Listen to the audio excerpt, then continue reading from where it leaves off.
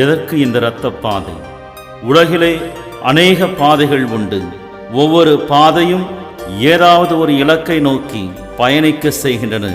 காற்றில் சிலம்பம் அடிப்பது போல இவ்வுலக பாதைகள் நித்திய வாழ்விற்கு இட்டுச் செல்வதில்லை. பொருளாதார பாதை பொருள் ஈட்டுவதற்கு, தீவிரவாத பாதை உயிர்களை கொன்று குவிக்க, பதவி பாதை அரசாட்சி செய்ய, பகைமை பாதை உறவுகளை பிரிப்பதற்கு.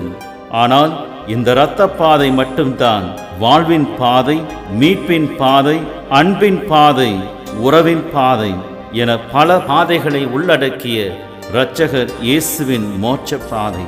பலர் பாதைகளை காட்டினார்கள், இதிலே நடங்கள் என. ஆனால் மீட்பர் இயேசு மட்டும்தான் பாதையும் காட்டி வாழ்ந்து காட்டியவர். கோதுமை மணி மடிந்தால் ஒழிய பலன் தராது என்றவர் தன்னையே கோதுமை மணியாக்கிய பாதைதான் இந்த இரத்த பாதை. நாம் அனைவரும் இழந்த மாட்சியை மீண்டும் பெற்றிட நடந்திட வேண்டிய இரட்சிப்பின் பாதைதான் நம் இறைவன் இயேசு நடந்த இந்த இரத்த பாதை.